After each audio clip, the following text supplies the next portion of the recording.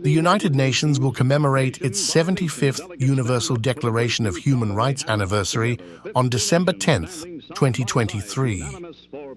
Established in the UN General Assembly in Paris, the Declaration has profoundly impacted every person's right to freedom, thought, conscience, and decision. The 30 Rights and Freedoms of the Declaration is the most translated document globally and has been adopted as a common standard of achievement for all peoples and all nations. The United Declaration of Human Rights has set a precedent and foundation for maintaining higher national and international standards. The document has paved the way for 70 additional international human rights treaties and declarations, ratifying almost every country worldwide. Through a humanitarian lens, the United Nations implemented a document that played a pivotal role for all, especially those facing disenfranchisement and discrimination. The Declaration's inspiration originated from the tribulations and tragedies of World War II. The 6-year war was an unjust and violent period and emanated poor international relations, horrific war crimes, and the senseless deaths of over 50 million.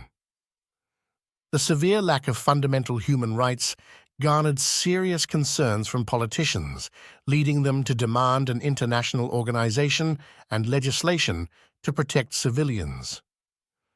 The United Declaration of Human Rights was crucial for maintaining order, stability, and peace.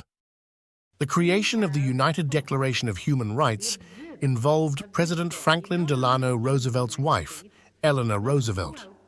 Despite women's political limitations in the 1930s and 1940s, her work was dedicated to advocating for gender equality and African and Asian American civil rights issues. Following her husband's death, Eleanor Roosevelt's compelling legacy of implementing constitutional liberties granted her a seat in the United Nations.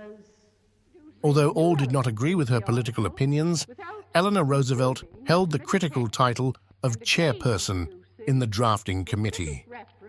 Throughout the creation of the United Declaration of Human Rights, Eleanor Roosevelt illustrated a passion for equal opportunity. She encouraged unity and agreement from the delegates while looking beyond national interest. However, the right to decent work, pay, and standard of living was crucial for American citizens, as her husband's time in office was during one of the worst and longest financial collapses, the Great Depression. By 1948, the United Nations had established the first part of the United Declaration of Human Rights, also known as the International Bill of Human Rights. However, this document was not legally binding. The United Nations felt incomplete in their work and believed there was more to discuss and agree upon. Unfortunately, historical affairs such as the Cold War and the anti-colonialism occurring on continents such as Africa and Asia resulted in the world becoming extremely divided, and the idea of consensus disappeared. The extensive 20-year delay prolonged the commission of the International Covenant on Human Rights and further ascertained the necessity for international peace and civil liberties. Despite the numerous disagreements and overall longevity, completing the United Declaration of Human Rights evoked many legally binding international human rights laws. This emanated from the original rights written within the Declaration that still uphold international human rights law standards. The Human Rights Quarterly writes that, affirming further that all doctrines, policies, and practices based on or advocating superiority of peoples or individuals based on national origin or racial, religious, ethnic, or cultural differences are racist, scientifically false, legally invalid, morally condemnable, and socially unjust. This can be applied when analyzing the historical intolerance and violence perpetrated against Canada's Indigenous peoples. European colonists utilized the structures of wealth, power, and status to establish systematic racism and biases caused by a cultural genocide, which resulted in generational segregation and trauma. The colonization and dispossession of indigenous land was a historical injustice. However, welcoming, recognizing, and emphasizing indigenous peoples' rights frees the past limitations and re-establishes the notion of the Declaration of Human Rights. The document is significant today as the United Nations promotes and protects people's rights and enhances a unified relationship between the state and citizens.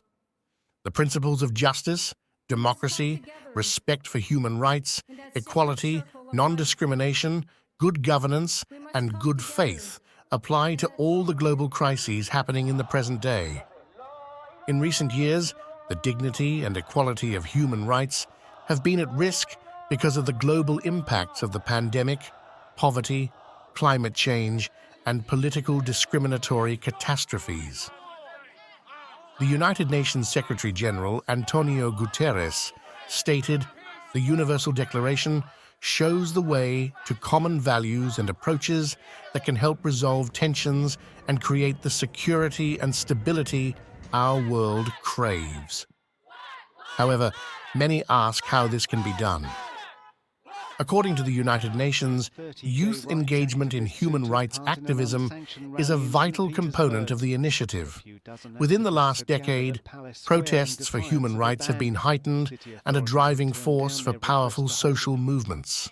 For instance, within the last few months, thousands have marched outside the U.S. consulate in Toronto in support of Palestinians, hoping for accountability and a chance to expose the injustice and violence occurring.